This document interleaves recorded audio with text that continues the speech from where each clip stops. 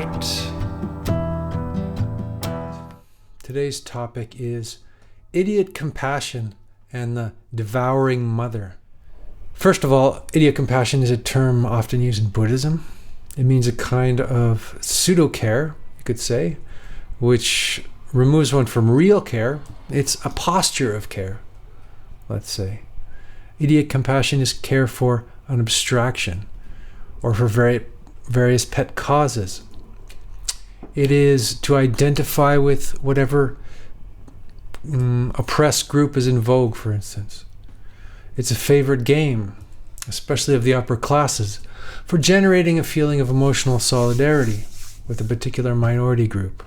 The more fringe, the better. The solidarity game is a distraction from actually paying attention to the local world. It is virtual solidarity that precludes actual involvement. Idiot compassion takes us away from the real world, which needs our real presence and care. So how does idiot compassion do this? In multifarious ways. For instance, the practice of false forgiveness for someone who hurts us, or being nice rather than forthright, diplomatic rather than brutally honest when an unpleasant fact needs to be revealed. Idiot compassion enables the drunk to continue drinking, the overgrown child to stay at home. Idiot compassion has its origins in cowardliness and codependence, or an inability to say no to people, as well as the hysterical need to make things okay all the time, when they obviously aren't. When we practice idiot compassion, we trade intelligence and care for drama and false gestures.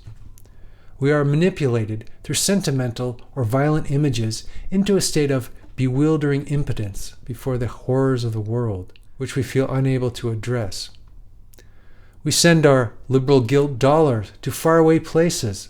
Of course, there is nothing wrong with that, unless we are unable to practice charity at home, that is.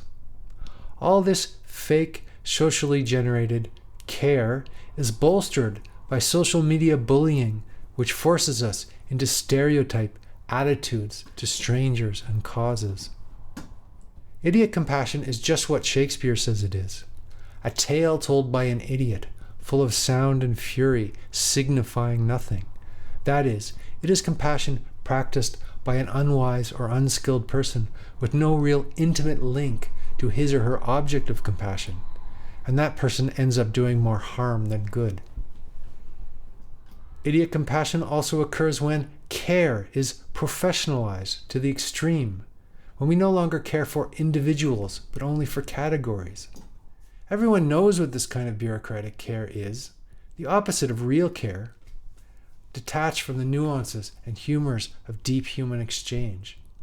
And everybody knows what it is like to be treated with benevolence, but not as a human being. Conversely, we know how helpful and valuable the real friend is, or the doctor or lawyer or bureaucrat for that matter, who treats us like a real person. Sometimes real compassion, as opposed to idiot compassion, means don't help people. Leave them alone. That is, unless they have solicited your help, or you are unable to meet them eye to eye, person to person. If we don't have a merciful attitude to those in our local world, then what use are we to a homeless person, let alone the suffering multitudes? Idiot compassion can also be described as the devouring mother. For instance, the pregnant tiger, as opposed to the tiger mom, will attack anyone who threatens her precious child. Any kind of judgment or criticism of that overweened creature is considered taboo and will be met with blind aggression. The devouring mother protects the weak and vulnerable, but also the codependent spoiled brat with his unchecked ego.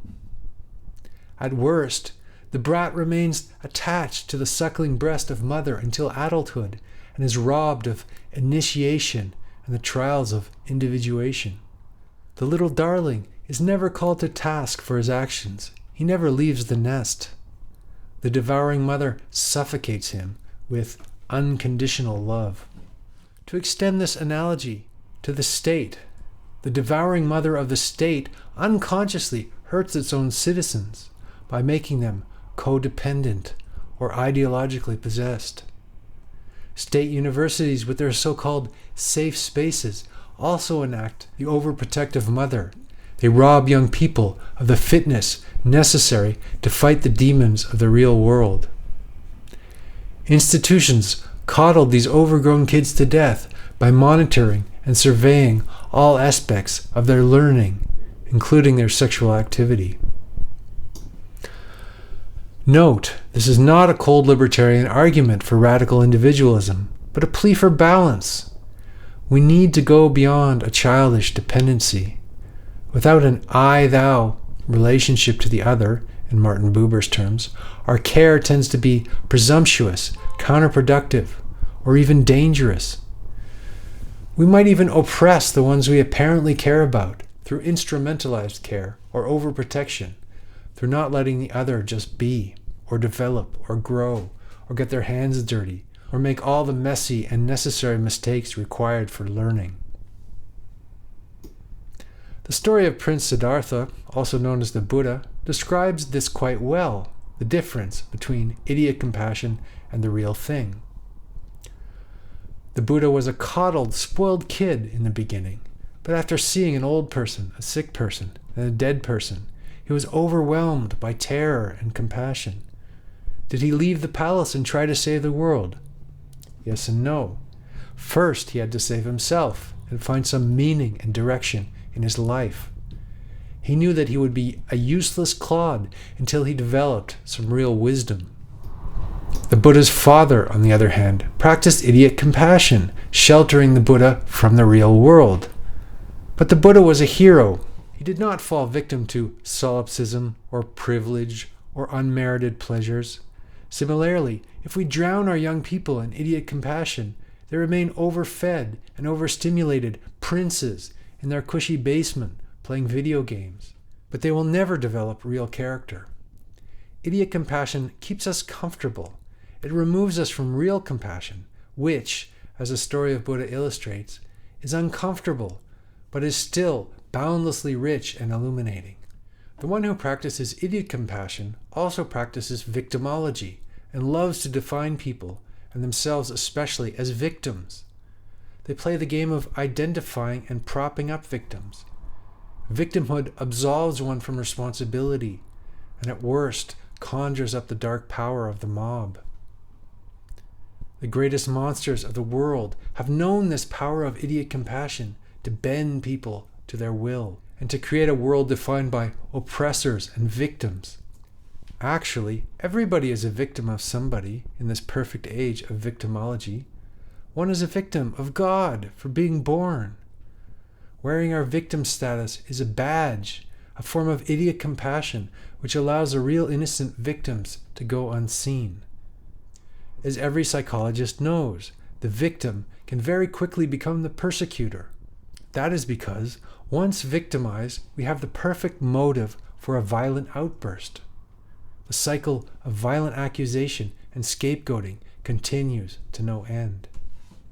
When Sylvia Plath wrote, "Every woman loves a fascist," she was talking about a certain kind of idiot compassion at its most primal level.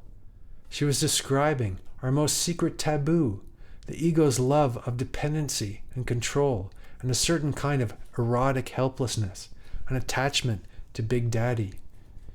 Idiot compassion has a dark attraction. We find a lot of love in that cesspool of dependency. But we can never grow there. We will always remain a victim of our own idiotic need for confirmation.